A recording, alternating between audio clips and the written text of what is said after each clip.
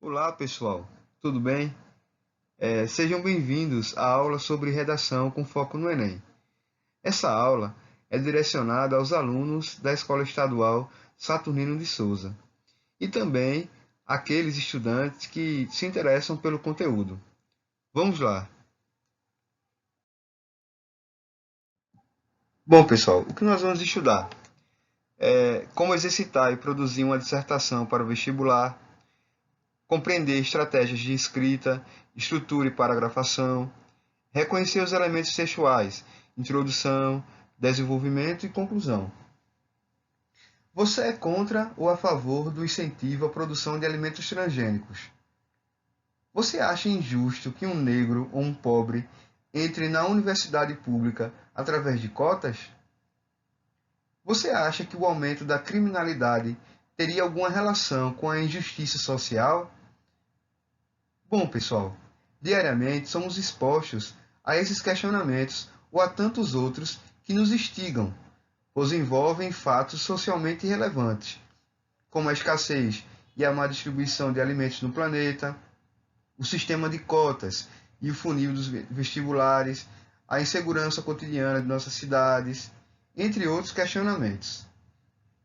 Esses e outros questionamentos nos levam, como seres pensantes, à reflexão, pois se trata de questões polêmicas que estão em aberto, em processo de ampla discussão social.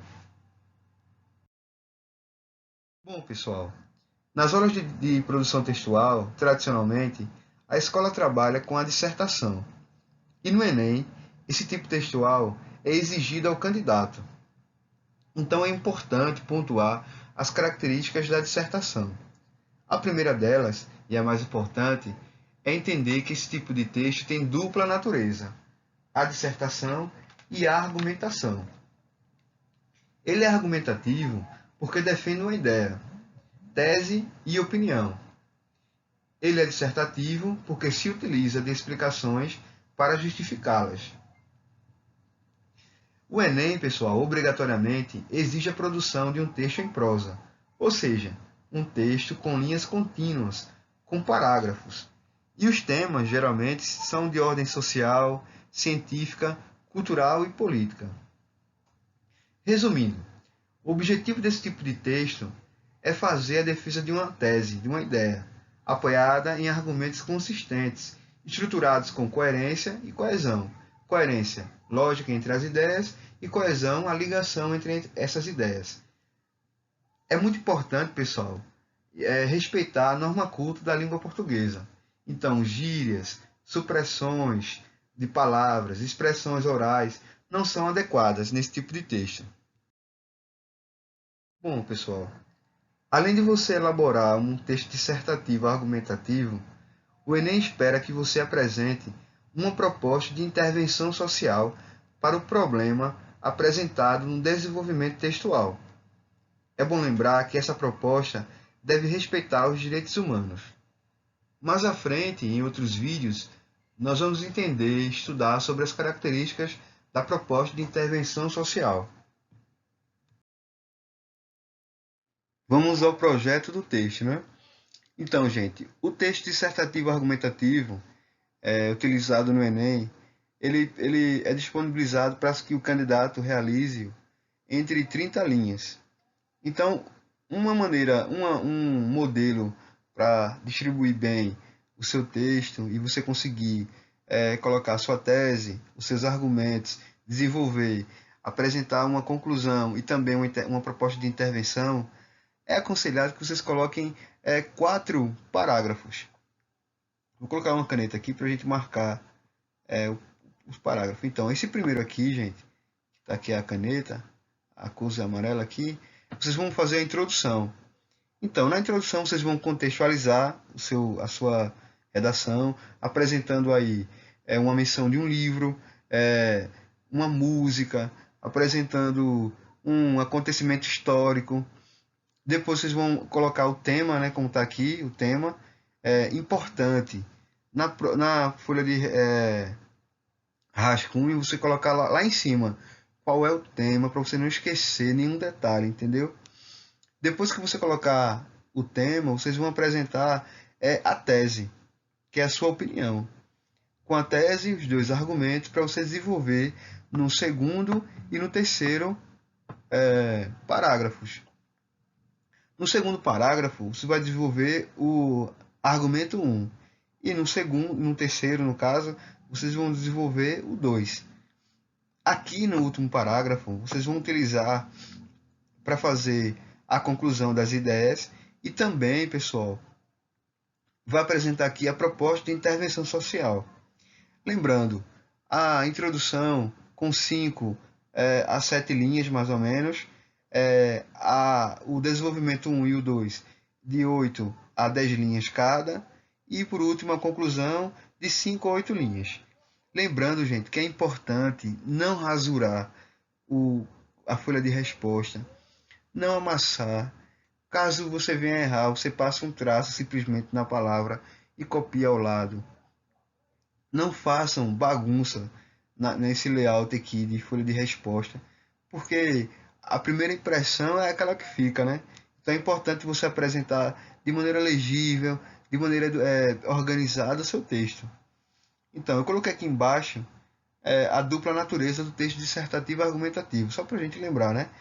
Argumentativo, pois defende uma ideia, uma tese, uma opinião, e é dissertativo porque se utiliza de explicações para justificá-la.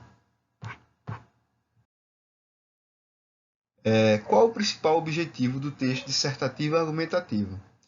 Bom, como já foi mencionado anteriormente, o principal objetivo desse tipo de texto é a defesa de uma ideia, de uma tese, apoiada em argumentos consistentes, estruturados com coerência e coesão. E o que vem a ser coerência e coesão? Bom, gente, a coesão é o mecanismo relacionado com elementos que asseguram a ligação entre palavras e frases, de modo a interligar diferentes partes de um texto. Então, quando a gente lembrar de coesão, a gente vai lembrar de ligação das ideias. A coerência, por sua vez, é responsável por estabelecer a ligação lógica entre ideias, para que juntas elas garantam que o texto tenha sentido. Então, quando a gente lembrar de coerência, vamos lembrar de lógica entre as ideias. Ambas são importantes para garantir que um texto transmita sua respectiva mensagem ao leitor, seja harmonioso e faça sentido. Características. Bom, pessoal, esse tipo de texto é reconhecido por ter uma estrutura bastante rígida, dividida em 3 partes fundamentais: introdução, argumentação, que é o desenvolvimento, e conclusão. Bom, lá na introdução, nós vamos expressar ali nosso contexto, que pode ser uma música, um livro, um personagem da literatura, um personagem conhecido nacionalmente, um dado histórico, um momento histórico. Tá aí a importância nas aulas de história. Até uma série da Netflix, um filme que você assista lá, você pode colocar como contexto para iniciar a sua redação. Depois que você contextualizar, você apresenta o tema, que vem a ser a problemática, o recorte social do que você vai falar, né, do que você vai desenvolver. Depois que você apresentar o contexto, o tema, você vai apresentar o seu ponto de vista, que vem a ser a tese. E na tese você vai apresentar 2 argumentos para você desenvolver no parágrafo do desenvolvimento.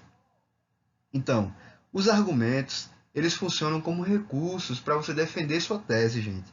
E eles podem ser dados estatísticos, citações de filósofos, sociólogos, depoimentos pessoais especializados, dados históricos, pesquisas. Sempre, gente, é bom deixar claro, dados e fatos que seja a nível nacional, né, que todo mundo conheça.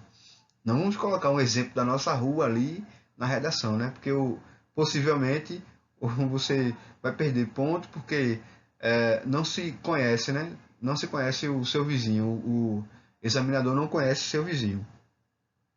Além disso, gente, você vai apresentar a sua proposta lá como já disse, na conclusão. Você vai concluir suas ideias apresentando também uma proposta de intervenção social. Bom, gente, a redação de vocês será avaliada possivelmente por 2 professores, por pelo menos 2. Existe lá uma regra de avaliação, isso a gente pode ver depois em outro vídeo, tá bem? Bom, pessoal, para finalizar assim, nosso vídeo, vai aí algumas dicas, né? Primeira dica é entender a proposta e os textos motivadores. Não se esqueça de ler com atenção a proposta de redação e os textos motivadores. Os textos motivadores são os textos de apoio que aparecem antes da proposta.